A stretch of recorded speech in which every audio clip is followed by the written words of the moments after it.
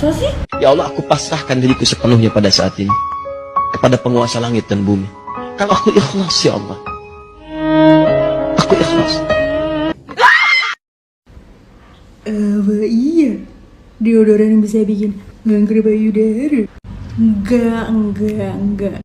Banyak yang bilang bahwa kandungan dari deodoran ini sendiri atau biasanya disebut dengan antiperspiran itu memiliki kandungan namanya aluminium, di mana aluminium ini katanya bisa menyebabkan kanker payudara. Katanya bahan aluminium tersebut kalau keserap ke kulit itu bisa memberikan efek meningkatnya kadar estrogen, di mana kalau kadar estrogen itu meningkat katanya bisa menyebabkan kanker payudara. Sampai saat ini nggak ada penelitian atau studi klinis yang menyatakan ada hubungan antara penggunaan deodoran sama kejadian kanker payudara.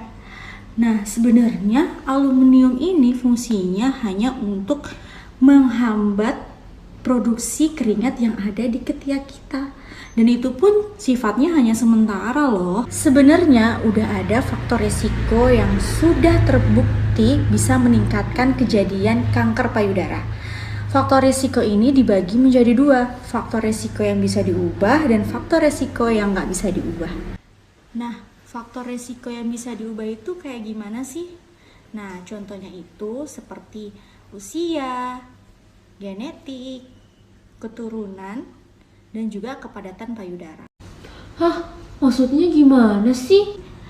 Kepadatan payudara yang dimaksud ini adalah semakin padat payudara seseorang itu akan semakin sulit untuk mendeteksi adanya benjolan yang tidak normal.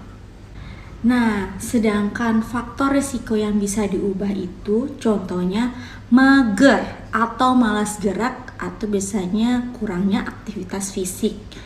Kemudian paparan hormon estrogen dan juga progesteron yang cukup besar, kemudian minum minuman alkohol dan juga hamil di usia lebih dari 30 tahun dan juga wanita yang tidak pernah menyusui.